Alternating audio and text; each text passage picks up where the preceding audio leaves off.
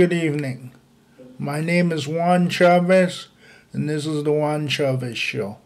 Today we'll be discussing kids programming, both educational and just regular programming for non-educational use. I'd like to start out with the Disney Channel. And the Disney Channel is a very good programming station because it's got a wide variety of stuff on it. Let's start with The Sweet Life on Deck. That was a very good show because it showed companionship, friendship, and some educational values on how to treat people. And I liked that show because it wasn't just set on the sea, but because it was a group of kids who just had so much fun acting together and enjoying themselves. And they go on a lot of little adventures, like for instance, Zach and Cody were stuck on an island in a different part of the world, and they just had so much episodes along with a pig rescuing them from jail, and they have a lot of things going on that is based for children. Another thing I'd like to go to on cartoons and programming, off of the actual acting programming.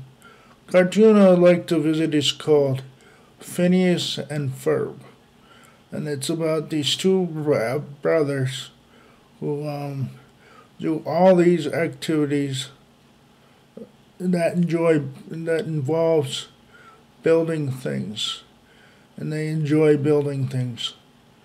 But it seems like they're too young to be able to do what they do. They make race cars, they put robots together, and actual treehouse in which has legs and arms and comes off the tree and fights. And it's a good cartoon because it shows creativity and what people can do if they put their mind to it. But another person I'd like to visit is Dr. Heinz Doofenshmirtz, who is always teasing Perry the Platypus. And I do not agree with the whole content of them teasing Perry the Platypus within the story. Dr. Doofenshmirtz goes through a lot of trouble just to harass and capture Perry and treat him really badly. And that's not a good message for kids. Otherwise, the part with Phineas and Ferb, that's a great message for the whole idea of Perry the Platypus getting beat up and stuff like that. It's just not good. And I don't agree with that. But I'm not saying that Dr. Doofenshmirtz and Perry wrecked the show. I'm not saying that at all. It's still a great show. And after the fact that Perry and Dr. Doofenshmirtz have the fight, they realize that their fighting doesn't make any sense, and they come face to face and almost have like this war zone going on there between Perry and Dr. Doofenshmirtz. But then it sort of drifts off into they're not fighting anymore kind of thing, almost like a truce, but it's not really, because if you go back to the next day, Dr. Doofenshmirtz is after Perry again. And the interesting thing about Perry the Platypus is he's a pet for Phineas and Ferb. And that Phineas and Ferb always find Perry after his action sequence with Dr. Doofenshmirtz. So at that point, I'd like to just say Phineas and Ferb is a great show. It's very enjoyable, and I hope viewers that are watching this enjoy Phineas and Ferb as well. Next one I'd like to move on to would be the educational programming, along with Mr. Rogers. It's very sad that Mr. Rogers is no longer alive, but myself as a child, I watched Mr. Rogers for many, many years, and I realized he is a great man, and that he was not into his programming because he wanted money.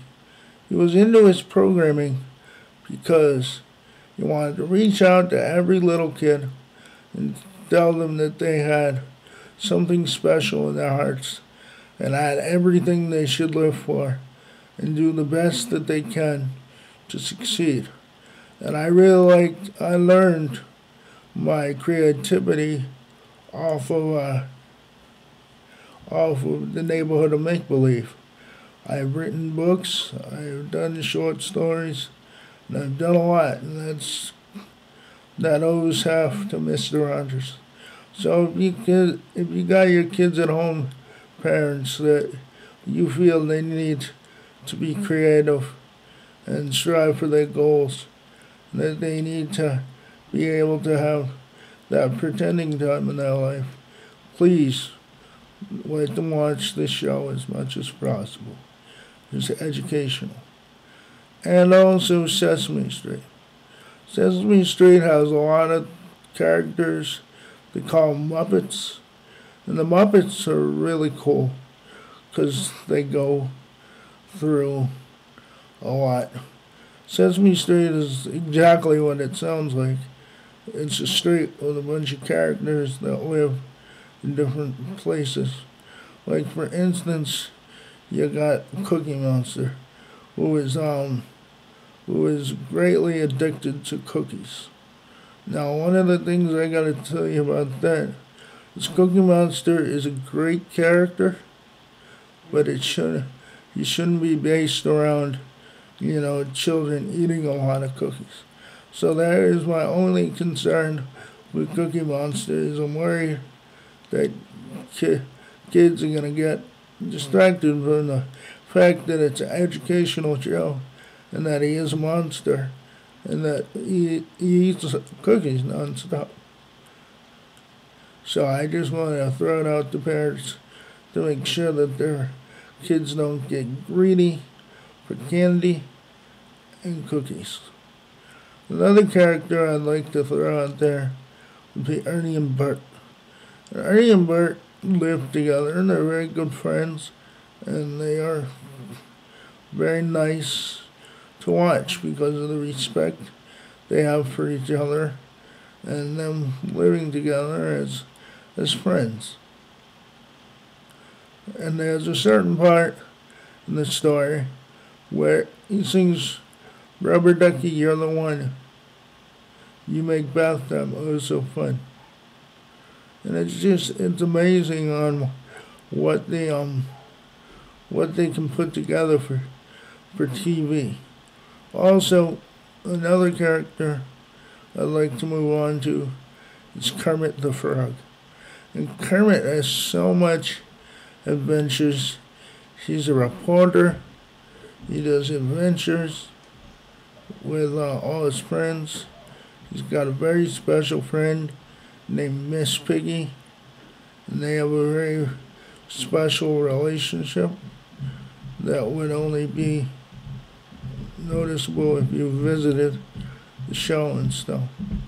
So if you guys don't get TV or you don't have cable, try to go to a place called HuluPlus.com or Netflix.com. And you should be successful with that, watching the programming which you wish to watch. This is Juan Chavez, and I'm out. Thank you. Have a great night.